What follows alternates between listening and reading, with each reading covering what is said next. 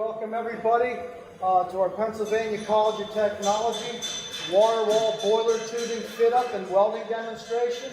I'd like to thank Pennsylvania Power and Light Company for sending us two nice gentlemen, Jim Shoemaker and Todd Knott. And we have Dave Bradley with Millhog that are going to provide us with a great demonstration, and thank you very much. Our boilers, the fossil boilers like down at Montour at Danville, are 45 feet wide and 90 feet long. That's the firebox inside. They're 200 feet high. This is what the water wall tubes look like. They're 1.25 OD. Depending on where it is in the boiler, they're 220 wall to 238 wall. It's a solid wall with membrane in between each tube.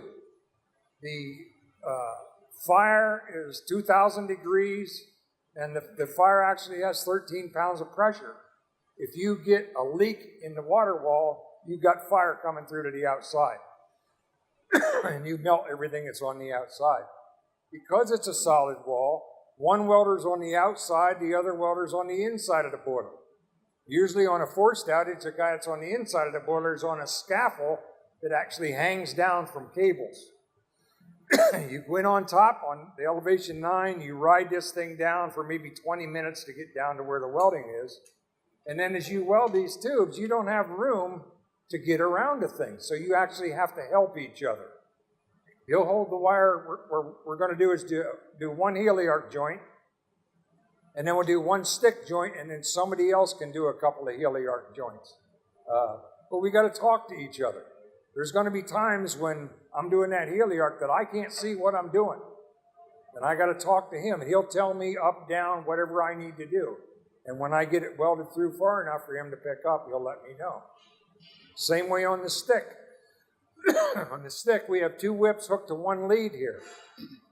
We want to stagger the starts as much as possible. So one time I'll start it on the inside of the boiler, take it around to him. As I get around the side of the tube, he'll actually come in with his rod, I'll pull out, and he'll go in, and so you have a continuous weld. One of the worst places for porosity is here on the sides of the weld. So if we can keep that arc going around there without restriking the rod, we don't have to worry about the porosity. These wall tubes are tight enough anyway, so you just talk to each other and you work together. He won't be able to see much of anything. I'll just tell him up, down, up, down, up, down. When I feel I can reach it, I'll just tell him to get out.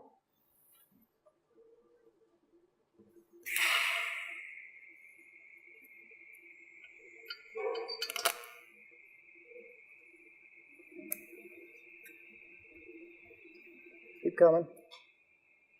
Down. Up. Down. Up. Okay, I can get that. Get out.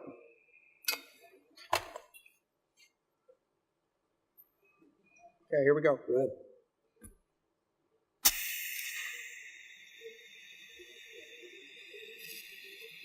You got to go down.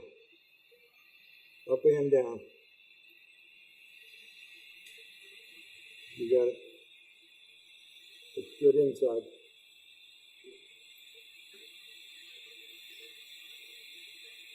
Almost seems like it's cold, doesn't it? Yeah. It's good inside.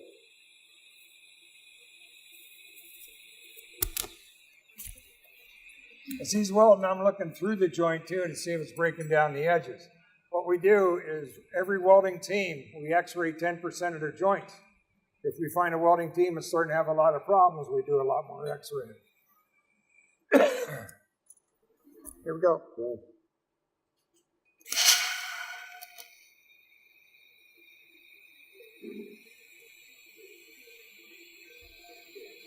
Good inside.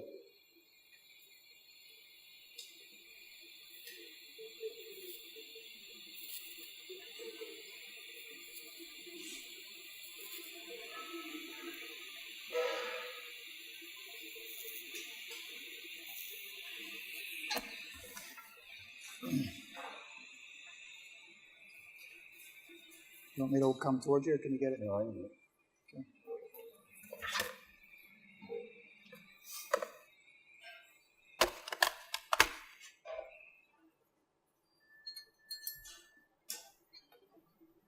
We have to talk to him. Okay. You're good. You got it. Very good.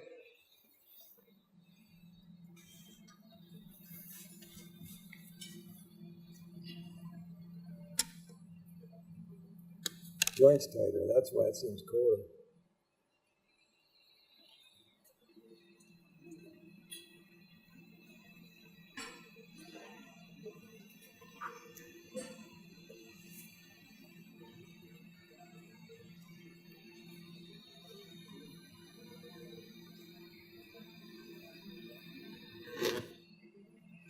Yeah, when we end the, when we're done welding, we always take the TIG and walk it out onto the pipe so you don't pull a hole through the root. It leaves the root cool down good too. Okay, here we go.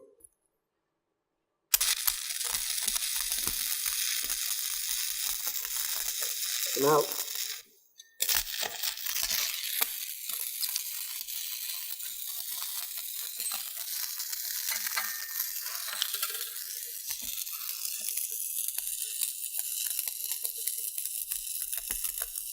Coming in.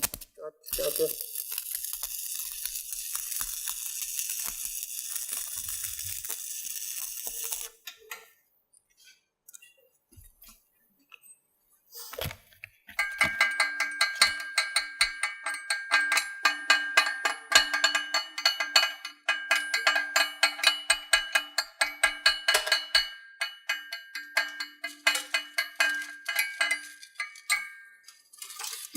I don't know if you could hear it, but we both had trouble picking each other up because it arced in the electrode. It's really important to have a good, as much of that flux off as you possibly can. Don't get discouraged if you stick. Yeah, How do you think it got its name? we got a burring tool here. That's what it's there for. One of the problems with using two whips on one lead is if somebody arcs fast, the other guy can't help him. The only thing you can do is break the arc and grind it out if you need to. One of the advantages of using two separate machines is when he's coming around there, if I would stick my rod, he could go right back in and burn me loose and keep that thing going.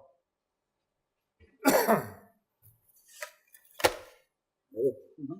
Yeah.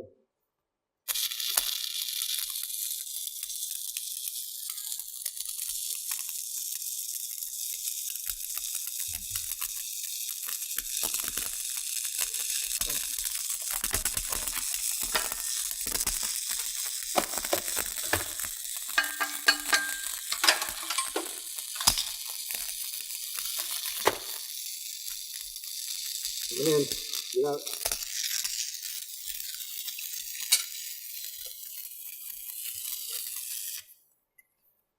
And we try to stagger, don't always start in the middle either. Start off.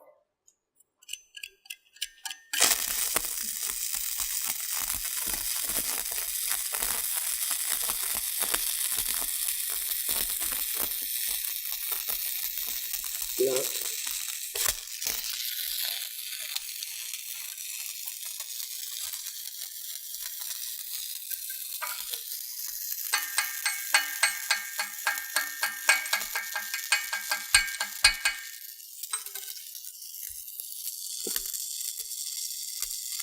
Thank you.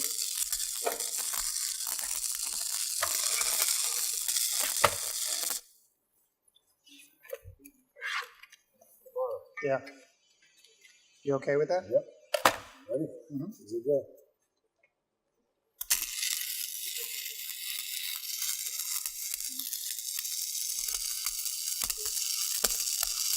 Got you?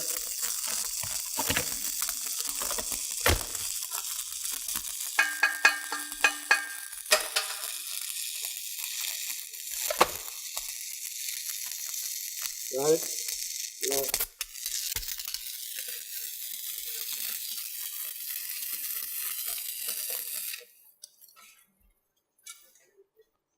Here we go.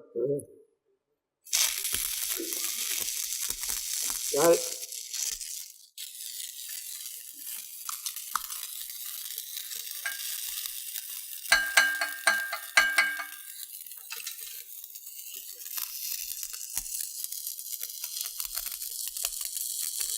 in very good.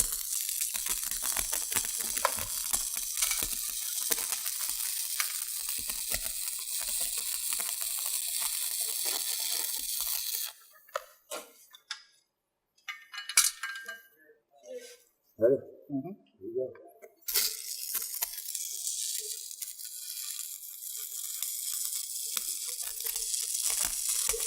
Coming in.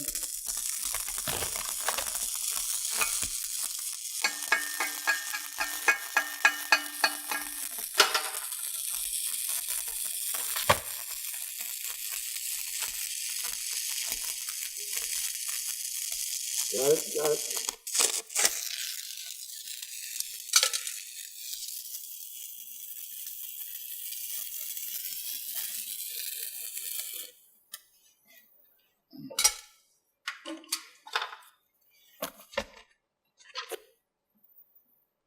The idea is to get it hot and keep it hot.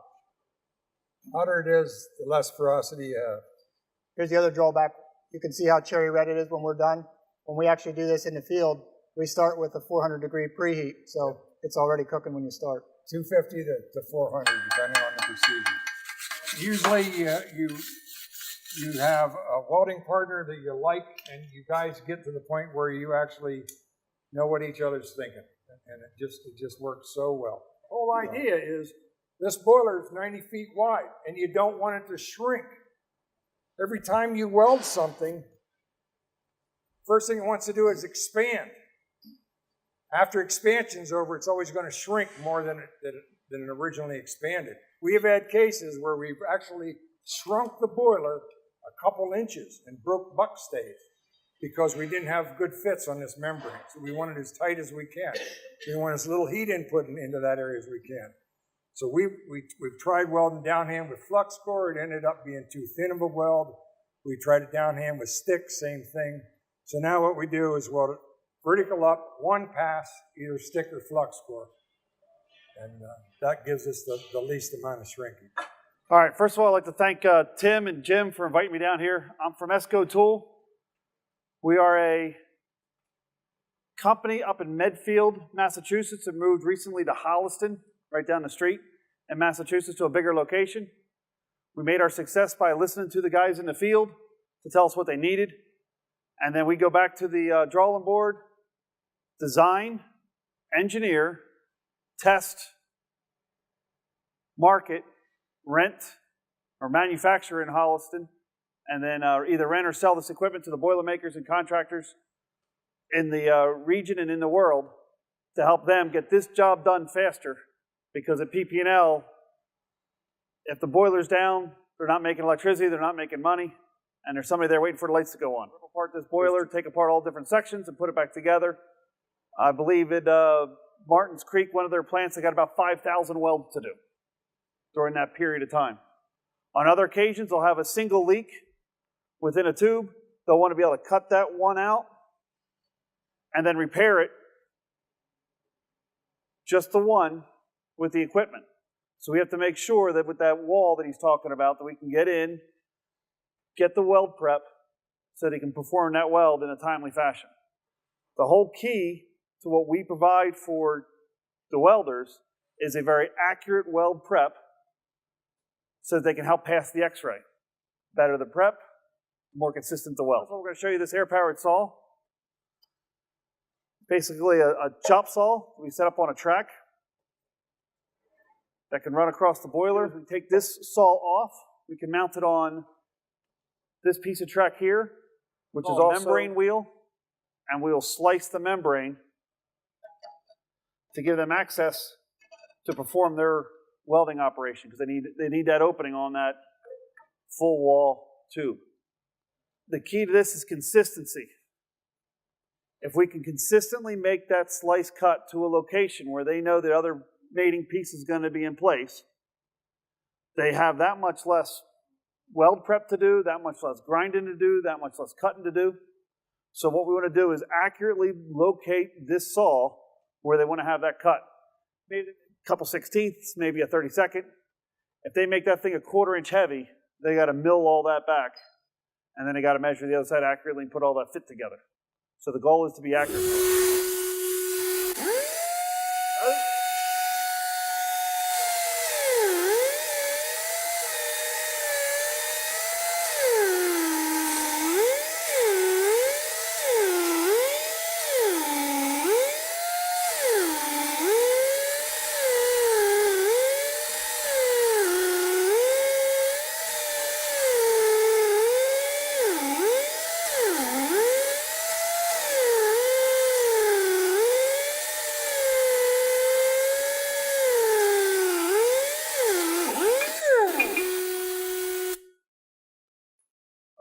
notice, you got to keep working the saw. You don't want the little bits of filing to fall into the blade and glaze the blade over.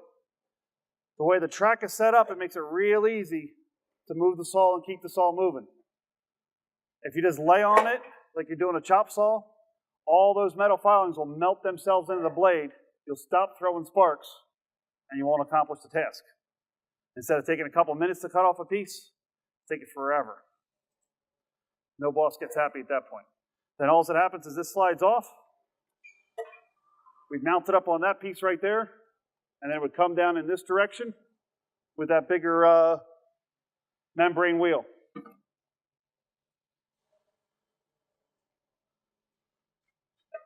Comes down right through here. Now, since then, we made another device that allows us to do this individually as if you only had one tube to do. All right, so what we have here is what we call a ground mill hog. It's set up specifically with an air motor, a couple gear drives to slow it down. We have a ratchet to tighten it and lock it in the tube, and we have a ratchet that feeds the cutter head onto the workpiece. Our membrane removal head to this tool is comprised of 5 inserts, carbide inserts, that look like golf tees. This golf tee sits inside of a cutter head to remove the membrane. These golf tees are round, so you can actually rotate them to get more cuts on them. They're made out of carbide.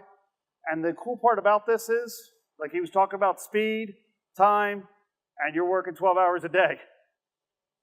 There's no screws to hold this into the head. No extra tools to fall, nothing to drop, nothing to fall down the scaffolding. If he's on that scaffolding, he just lowered himself down 70 feet. He doesn't want to be playing with a whole bunch of little tools and handles and other things to do the job. So the design of the tool was made by listening to the guys in the field with their issues that they wanted addressed. And then Jim Maruzzi and Steve Nerone at our office that have been there forever looked to find ways to engineer and manufacture things to make their job easier. That's why they love us. We listen. And then we also produce.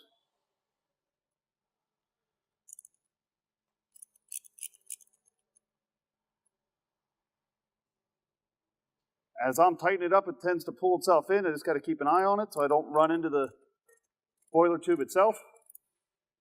It's locked and solid. So there's no operator torque.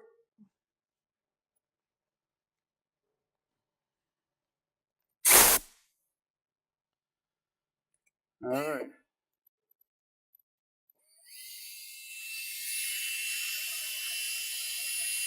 Got air exhaust. It's going to run down through that hole.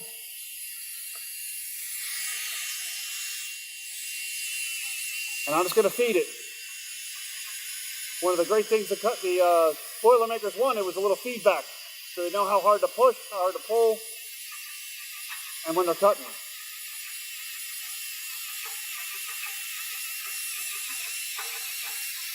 The fact that it's an interrupted cut, because I'm only cutting out a piece of the membrane, is why it jumps around a little bit.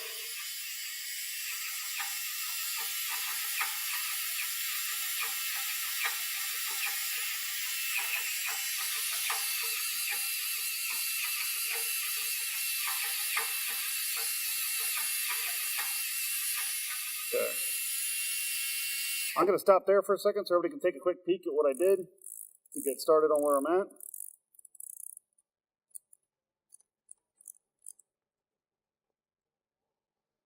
Now what I'm doing is I'm basically keying out that membrane, removing it so the guy can get in there with his weld root. I'm going to keep feeding it down, and now we'll start the weld prep. What we're looking for is a feathered edge, or where's my welder? Todd. Feathered edge or leave you a kiss of land? All right, we'll leave you a kiss of land. The control of the tool allows you to give the welder what he wants so that he has a better chance of passing that x-ray. If it's a feathered edge, if he doesn't have the heat exactly right, it might blow through, whereas a little bit extra meat might be helpful to him, and he's got to control that. He sets that himself. He'll be able to control that because the welder will be the guy operating this tool. And it's just a function of how far he feeds the handle down. All right. We'll actually lower that down just a smidgen more.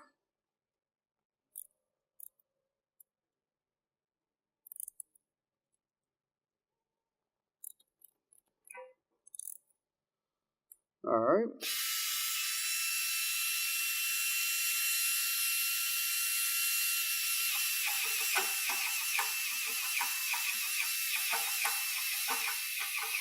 By seeing the weld prep through the window, I can go until I get him that kiss of land.